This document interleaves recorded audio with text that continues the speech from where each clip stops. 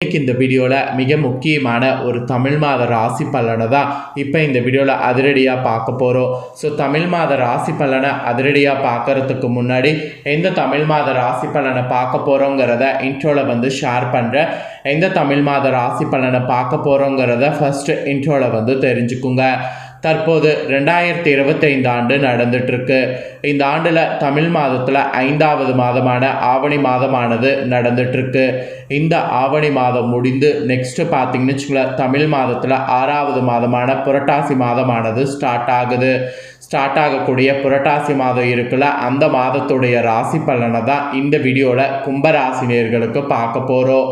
கும்பராசியில் பிறந்த நேயர்கள் இந்த ஒரு வீடியோவை ஸ்கிப் பண்ணாமல் பாருங்கள். உங்களுக்கு புரட்டாசி மாதம் என்ன பலன் கிடைக்குங்கிறத இந்த வீடியோவில் தெரிஞ்சு அதற்கேற்ப நடந்து பயன்பெறுங்க. தமிழ் மாதம் மொத்தம் 12 இருக்குது. அதில் ஒவ்வொரு மாதத்தில் ஒவ்வொரு மாதிரி சூரியன் இருப்பார். அதை பொறுத்து தான் அந்த மாதம் என்ன நடக்குங்கிற பலன் குறிப்பிடப்படும். அந்த வகையில் சூரியன் கன்னி ராசியில் பயணம் செய்யக்கூடிய மாதம் தான் புரட்டாசி மாதம் என்று அழைக்கப்படுது. ஸோ புரட்டாசி மாதங்கிறது ரொம்பவே முக்கியமான மாதம். இது பெருமாளுக்குரிய மாதம். ஸோ இந்த மாதத்தில் மற்ற கிரகங்கள் எப்படி இருக்கோ அதை பொறுத்து ஒவ்வொரு ராசிக்கும் ஒவ்வொரு வகையில் பலன் கிடைக்கும். அதில் கும்ப ராசிக்கு என்ன பலன் கிடைக்குங்கிறத இந்த வீடியோவில் ஷேர் பண்ண போகிறேன். கும்பம் ராசியில் பிறந்த நேயர்கள் இந்த ஒரு வீடியோவை ஸ்கிப் பண்ணாமல் பாருங்கள். உங்களோட ராசிக்கு 6வது மாதம் அதிர்ஷ்டமா ஆபத்தா அப்படிங்கிறத தெரிஞ்சு அதற்கேற்ப நடந்து பயன்பெறுங்க.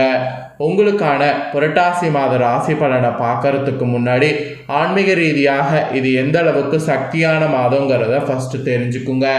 ஏன்னா புரட்டாசி மாதத்தில் முதல் நாள் அன்னைக்கு நீங்கள் செய்ய வேண்டிய முக்கியமான ஒரு விஷயம் என்னென்னா, இந்த கதையை கேட்கறது படிக்கிறது. இதை கேட்கறது படிக்கிறது உங்கள் தலையெழுத்தை மாற்றும். அதனால் புரட்டாசி அன்னைக்கு நீங்கள் இந்த ஒரு விஷயத்தை மறக்காமல் செய்ய வேண்டும். ஸோ ஆன்மீக ரீதியாக என்ன செய்யணுங்கிறத ஃபஸ்ட்டு சொல்கிறேன். அதை முதல்ல இந்த வீடியோவில் தெரிஞ்சுக்குங்க. ஆக்சுவலி புரட்டாசி மாதத்தில் முதல் நாள் இந்த தினம் இந்த கதையை படிக்கிறது கேட்கறது நீங்கள் செய்த பாவங்கள் அத்தனை நீங்கி உங்களுக்கு மோட்சம் கிடைப்பது உறுதி. அதனால் இந்த ஒரு பரிகாரத்தை இந்த நாளில் மறக்காமல் நீங்கள் செய்ய வேண்டும். புரட்டாசி மாதம் என்றாலே பெருமாள் வழிபாட்டுக்கு உகந்த மாதம் என்பது நம்ம எல்லாருக்குமே தெரியும். குறிப்பாக புரட்டாசி மாதம் சனிக்கிழமை வந்தால் சொல்லவே வேண்டாம். எல்லாருடைய வீட்லேயும் தலிகையும் கோவிந்தா கோவிந்தாங்கிற நாமமும் நிச்சயமாக இருக்கும். வருடத்தில் 12 மாதங்கள் இருக்க புரட்டாசி மாதத்தில் மட்டும் பெருமாளுக்கு எதற்காக இத்தனை சிறப்பு பூஜை புனஸ்காரங்கள் என்றைக்காவது நீங்கள் யோசித்திருக்கிறீங்களா? இதற்கான வரலாற்று ரீதியான ஒரு கதையை தான் இந்த வீடியோவில் இப்போ நான் உங்களுக்கு சொல்ல போகிறேன். அதை தெரிந்து கொள்ளுங்க வாங்க. முன்பொரு காலத்தில் தொண்டைமான் என்ற மன்னன் வாழ்ந்து வந்தான். அவன் பெரிய பெருமாள் பக்தன். தன்னுடைய அரண்மனையில் தங்கத்தால் செய்த பெருமாளை வைத்து அனுதினமும் தங்க புஷ்பத்தால் வெள்ளி புஷ்பத்தால் அன்றாட பூஜித்து பெருமாளை வழிபடுவது மன்னனுடைய வழக்கமாக இருந்து வந்தது.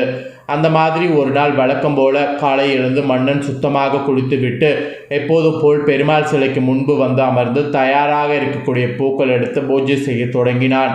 ஆனால் மன்னன் எடுத்து போடக்கூடிய தங்க புஷ்பங்களும் வெள்ளி புஷ்பங்களும் வாசனை மிகுந்த மலர்களும் திடீரென்று களிமண் பூக்களாக மாறியது.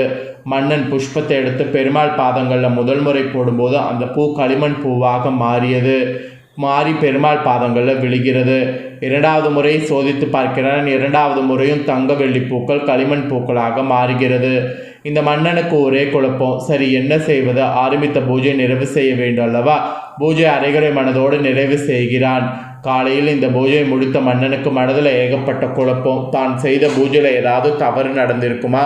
பெருமாளுக்கு ஏதாவது குறை வைத்திருக்கின்றமா என்ற ஏகப்பட்ட கேள்விகள் மன்னன் மனதில் எழுகிறது. அன்றைய நாள் முழுவதும் சரியாகவே செல்லவில்லை மன்னனுக்கு. மனக்குழப்பத்தோடு அரைகுறை வேலைகளை செய்து எப்படியோ நாளை கடத்தி விட்டான். இரவு தூங்கும்போது பெருமாளை வேண்டிக் கொள்கிறான். என்னுடைய பூஜையில் ஏதாவது குறை இருந்தால் என் கனவிலாவது அதை தெரியப்படுத்த வேண்டும் நாராயணா என்று கூறிவிட்டு தூங்க சென்றான் மன்னன். தன்னுடைய பக்தன் வேண்டுதலுக்கிணக்க பெருமாள் மன்னனுடைய கனவுல தோன்றி, உன்னுடைய குழப்பத்திற்கெல்லாம் விடை தெரிய வேண்டுமென்றால் நீ நாளை பீமாவை போய் காண வேண்டும் என்று கூறிவிட்டு பெருமாள் மறைந்து விட்டார். மன்னனுக்கும் தூக்கம் கலந்து விட்டது. இந்த பீமா யாராக இருக்கும் என்ற குழப்பம் மன்னன் மனதில் எழுந்தது. மறுநாள் அதிகாலை வேளையிலே எழுந்த மன்னன் தன்னுடைய வேலையாட்கள் அனுப்பி தன்னுடைய நாட்டில் பீமா யார் என்று விசாரித்து பீமை வாழக்கூடிய இடத்தையும் கண்டுபிடித்து விட்டார். மன்னன். இந்த பீமா என்பவன் வயது முதிர்ந்த ஒரு குயவன். குயவன் என்றால் மண்பானை செய்பவர்கள் அல்லவா, அவர்களதான குயவன் என்று சொல்லுவாங்க. அவர்தான் இந்த பீமன். இந்த குயவனுக்கும் ஒரு சக்தி இருக்குது. இவனும் ஒரு பெருமாள் பக்தன்தான். இந்த குயவனால் வாசனை மிகுந்த பூக்கள் கூட பெருமாளுக்கு அர்ச்சனை செய்ய முடியாது. மனதார தினந்தோறும் பெருமாளை நினைத்து வழிபாடு செய்பவன் குயவன். குயவனை தூரத்தில் நின்று பார்க்கிறார் மன்னன். அந்த குயவன் பானை செய்து கொண்டு இருக்கிறான். பானை செய்யும்போது கோவிந்தா கோவிந்தா என்ற நாமத்தை உச்சரித்து கொண்டே வேலை செய்து கொண்டிருக்கிறான். அந்த சமயம் பார்த்து அவனுக்கு முன்னால் பெருமாள் காட்சி தருகிறார். பெருமாளை பார்த்ததும் அவனுக்கு என்ன செய்வதென்று தெரியவில்லை. தன் கையில் இருந்த களிமண்ணால் பூக்களை செய்து பெருமாள் பாதங்களில் போட்டு பெருமாளை வணங்கினான் அந்த குயவன். மன்னனுக்கு ஒன்றுமே புரியவில்லை. கோவில் கட்டி தங்கப்பூக்களால் வெள்ளிப்பூக்களால் அர்ச்சனை செய்த என்னுடைய கண்ணுக்கு பெருமாள் தரிசனம் கொடுக்கவில்லை. ஆனால் சாதாரண குயவன் இவனுடைய பக்திக்கு பெருமாள் காட்சி தருகிறார் என்றால் அந்த குயவனுடைய பக்தியில் எவ்வளவு உன்னதனம் இருக்க வேண்டும் என்று நினைத்து பெருமிதம் அடைகிறார் மன்னன். அந்த மன்னனுக்கு அப்போதுதான் புரிந்தது, பக்தி என்பது நாம் இறைவனுக்கு கொடுக்கக்கூடிய பொருட்கள் அல்ல, நம்மளுடைய சுயநலம் இல்லாத உண்மையான மனதும் சுயநலம் இல்லாத வேண்டுதலுமே உண்மையான பக்திக்கான எடுத்துக்காட்டு என்பதை மன்னன் இதற்கப்புறம் மனதார உணர்ந்து விட்டான். இப்போது உங்களுக்கு புரிகிறதா? இறை வழிபாட்டுக்கு உண்மையான மனது தான் முக்கியம். ஜாதி மதம் இனம் பணம் காசு இவைகளை பார்த்து என்றுமே இறைவன் அருளாசை கொடுப்பது கிடையாது. இந்த கதையை உணர்த்தக்கூடிய வகையில் இன்று திருப்பதியில் மண்பாண்டங்களில் சில நெய்வேத்தியங்கள் பிரத்யோகமாக வைத்து பெருமாளுக்கு படைத்து வருகிறார்கள் என்பது குறிப்பிடத்தக்க ஒரு விஷயம். ஸோ பெருமாள் தரிசனத்தை பெற்ற குயவனுக்கு அன்றைய தினமே மோட்சமும் கிடைத்தது. இந்த சம்பவம் நடந்த நன்னாள் புரட்டாசி மாத சனிக்கிழமை. ஸோ புரட்டாசி மாத சனிக்கிழமை அன்று யார் பெருமாளை நினைத்து கொண்டு பெருமாள் வழிபாடு செய்து கொண்டே இருக்கிறார்களோ அவர்களுக்கு பாவ விமோசனம் கிடைக்கும். புரட்டாசி மாத சனிக்கிழமையில் கோவிந்தா கோவிந்தா நாமத்தை உச்சரிப்பவர்களுக்கு மோட்சம் கிடைப்பது உறுதி. ஸோ இதை தான் நீங்கள் தெரிஞ்சுக்கணும்னு நினச்சேன். தெளிவாக இந்த வீடியோவில் உங்களுக்கு ஷேர் பண்ணிட்டேன். இப்போ உங்கள் ராசிக்கு பலன்கள் என்னங்கிறத புரட்டாசி மாதத்துக்கு சொல்ல போகிறேன். கும்பராசிக்காரங்க புரட்டாசி மாத ராசி பலனை தெளிவாக இந்த வீடியோவில் தெரிஞ்சுக்குங்க. அவிட்ட 3-4 பாதம் சதயம் புரட்டாதி 1-2-3 பாதங்களில் பிறந்த கும்பராசிக்கு இந்த கணிப்பு கரெக்டாக இருக்கும். சரி வாங்க என்ன பலன் கிடைக்குங்கிறத பார்க்கலாம். எதையுமே வேகமாக செய்ய வேண்டும் என்ற எண்ணமோ வாழ்க்கையில் முன்னேற்றமும் காண வேண்டும் நினைக்கக்கூடிய கும்பராசிக்காரங்களுக்கு இந்த புரட்டாசி மாதம் வீண் செலவுகள் உண்டாகும். எதிர்பார்த்த இடமாற்றம் உண்டாகலாம். அதனால் கொஞ்சம் கவனமாக இருந்துக்குங்க. காரியங்கள் முடிவதில் தாமதமான போக்கு காணப்படும். தேவையற்ற மன சஞ்சலம் உண்டாகலாம்.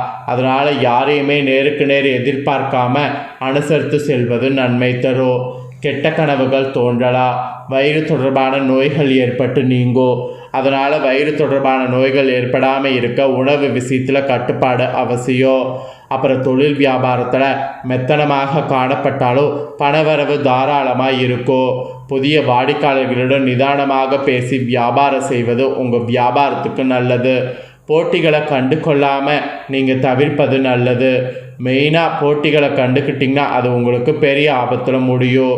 அப்புறம் உத்தியோகத்தில் இருப்பவங்களுக்கு வீண் அலைச்சலும் டென்ஷனும் ஏற்பட்டு நீங்கும். வீண் வாக்குவாதங்கள் தவிர்ப்பது நல்லது. அப்போ தான் நீங்கள் நினச்ச மாதிரி உங்களுக்கு நல்ல பலன் கிடைக்கும்.